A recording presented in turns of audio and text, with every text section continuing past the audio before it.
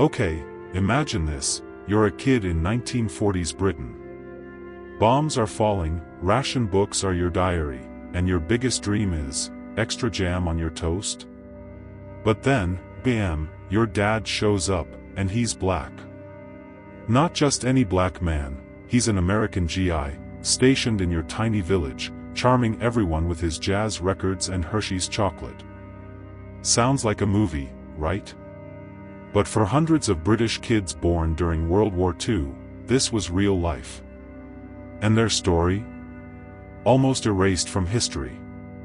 They were called the Brown Babies, children of black American soldiers and white British women. And today?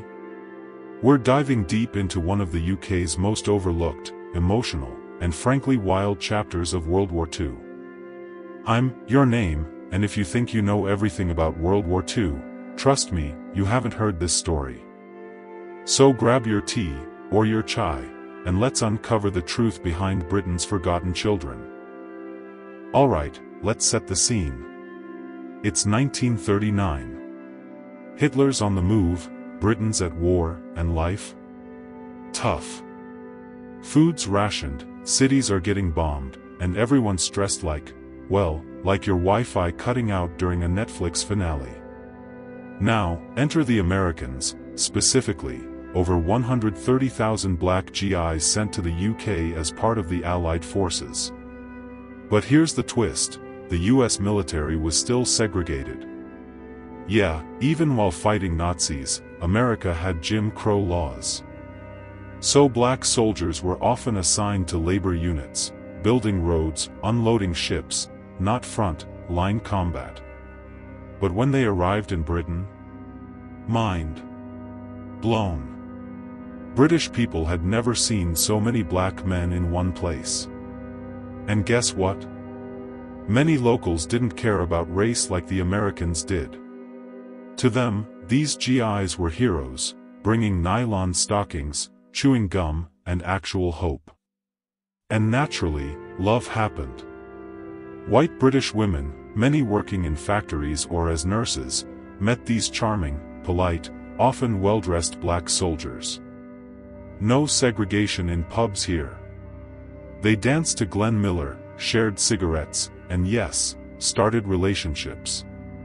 Now, let's be real, this wasn't always fairy tale stuff. Many British men were away at war, so women were lonely. Some relationships were short-term. But others? Deep, real, and full of promise. And then, babies came. By 1944, an estimated 2,000 brown babies were born across Britain, mostly in port towns like Liverpool, Bristol, and East Anglia. And while their mums loved them, the world around them? Not so much. Okay, time for some hard truths. In 1940s Britain, being a single mum? Already tough. But being a single mum with a mixed-race baby? Society treated you like you'd committed a crime. Churches refused baptisms. Neighbors gossiped. Landlords kicked families out. And the government? Oh boy. British officials called these kids a problem. Seriously. In official documents, they used words like illegitimate, half-caste, and worse. Some social workers even claimed these children were genetically inferior. Yes, that's real. Eugenics was still floating around like bad Wi-Fi in 1945.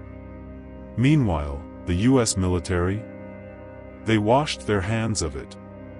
When the war ended in 1945, black GIs were shipped back home, often without knowing their partners were pregnant.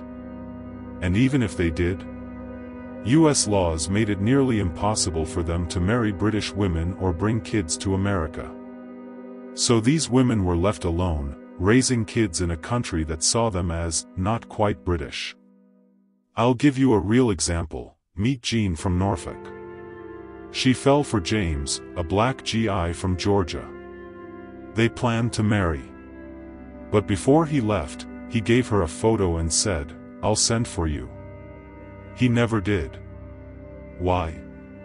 Because back in the US, interracial marriage was illegal in most states until 1967.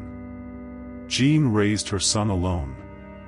Neighbors called him the Yanks' mistake. Teachers told her, "He'll never amount to anything."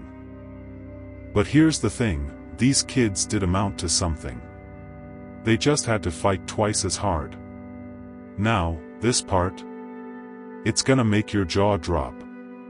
By 1947, the British government was desperate to solve the brown baby problem. So they teamed up with American adoption agencies, like the famous Pearl S. Buck Foundation, to send these kids to the U.S. Sounds kind? Maybe. But here's the catch, most of these adoptions were done without the mother's full consent. Social workers would pressure vulnerable, poor, often traumatized women, "Your child will have a better life in America. You can't give him that here." Some moms were told their kids had died. Others signed papers they didn't understand. Over 700 brown babies were shipped across the Atlantic, many to white American families who had no idea about their birth stories. And get this, some of these kids only found out they were adopted in their 50s. One man, Tony, grew up in Ohio thinking he was Italian American. At 52, he found a letter hidden in his mom's attic. "Your real mother is in England. She never stopped loving you." Can you imagine? Meanwhile, back in Britain, the mothers were left with empty arms and broken hearts. Their children, gone. Their stories, silenced. This wasn't rescue. This was erasure. But here's the hopeful part. Starting in the 1990s, brown babies, now adults, began speaking out. Documentaries were made. Books were written. Reunions happened. People like Ruth Negga, yes, the actress from Loving. Her father was a black Ethiopian doctor, but her story echoes this legacy of mixed-race identity in Britain.